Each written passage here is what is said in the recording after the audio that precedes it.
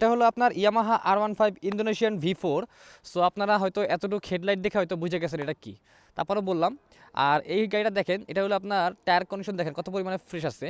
আর এই দেখেন, আমি অবশ্য চালায় আসছি তো এই কারণে আপনার এখানে যে হালকা পাতলা ময়লা লাগছে, আর ডিকটা হালকা গরম থাকতে পারে। না, সেরকম কোনো গরম না।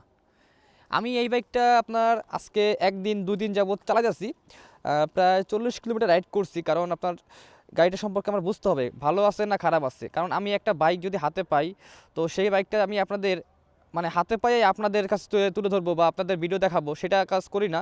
কারণ বাইক সম্পর্কে ভাই R15 V4 ইন্দোনেশিয়ান হলে যে ভাই গাড়িটা ভালো সেরকম কিন্তু কিছু না, তাই না?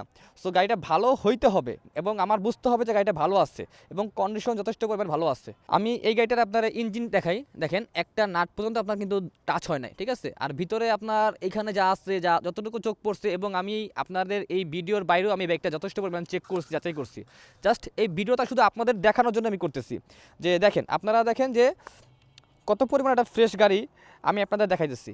এই যে দেখেন চাকার বিট, আর এই যে আপনার পিছনের ডিস্ক দেখছেন। আর আমি আপনাদের সাইলেন্সার একটু দেখাই দিই। সো এই হলো কন্ডিশন। এটা হলো আপনার নাম্বার করা আছে, এটা আপনার মিরপুর বিআরটি নাম্বার করা আছে। সেকেন্ড হ্যান্ড মার্কেটে যখন বাইক কিনতে যাই সেক্ষেত্রে কিন্তু আপনার চেন স্প্রোকের দাঁতও আপনার দেখে রাখতে হয়, ঠিক আছে? যেহেতু বাইকটা সেকেন্ড হ্যান্ড, সেই কারণে আমি আপনাদের সব দেখাইতেছি, নতুন হলে দেখাইতাম না ভাইয়া। এই দেখেন, এখন পর্যন্ত আপনার প্রতিটা দাঁত পর্যন্ত আপনার কিন্তু অ্যাকুরেট আছে। আর এই গাড়িটা চলছে আপনার 15,000 কিলোমিটার রানিং করছে। সো দেখি গাড়িটা দিয়ে একবার দেখছেন, গাড়িটা কিন্তু মনে করেন যে যদি স্টার্টে থাকে তাহলে কিন্তু এই গাড়িটা কখনোই স্টার্ট নেবে না। সো বুঝতে পারছেন, এই গাড়িটা স্টার্ট দিতে হলে অবশ্যই আপনার স্টার্ট দিতে হবে। আমি আপনাদের সাউন্ড দেখাই একবার, দেখেন। হ্যাঁ, কিছু বুঝতে পারছেন আপনারা? যদি আপনারা গাড়ি সম্পর্কে বুঝেন তাহলে হয়তো এতটুকুই বুঝে যাবেন যে সাউন্ড সম্পর্কে।